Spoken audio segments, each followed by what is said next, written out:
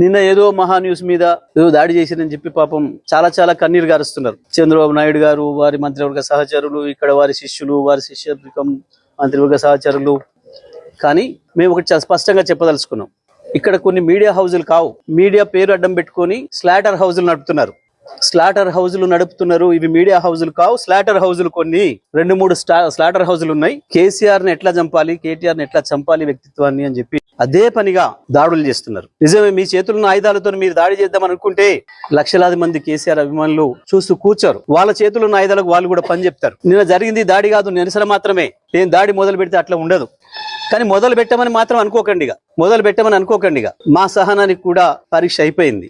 నోటికొచ్చిన పద్ధతుల్లో మీకు ఇష్టం వచ్చిన బూతులు మాట్లాడుతూ మేము మీడియా అని చెప్పి మేము రాస్తామని మాట్లాడితే ఎవడుకుంటాడరా, ఎందుకుంటాడరా? ఇప్పటికైనా నేను చెప్తున్నా, మహా న్యూస్ యాజమాన్యం వెంటనే కేసీఆర్ కు, కేటీఆర్ కు క్షమాపణలు చెప్పాలి, చెంపలేసుకోవాలి.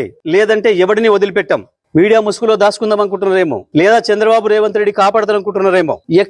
ఎక్కడ దాచుకున్నా బిన్ లాడెన్ వెతికినట్టు వెతికి పట్టుకొని మీ పని చేస్తాం. ఒక్కడిని కూడా వదిలిపెట్టాం. ఒక పథకం ప్రకారమే ఈ దుర్మార్గానికి పూనుకుంటున్నారు. గత సంవత్సరాల కాలంగా ఓపిక పడతా ఉంది. ఈ వంక పెట్టి ఆ వంక పెట్టి ఓ స్లాటర్ హౌస్ లో పెట్టుకొని ఇక్కడ డ్రామాలు ఆడుతున్నారు.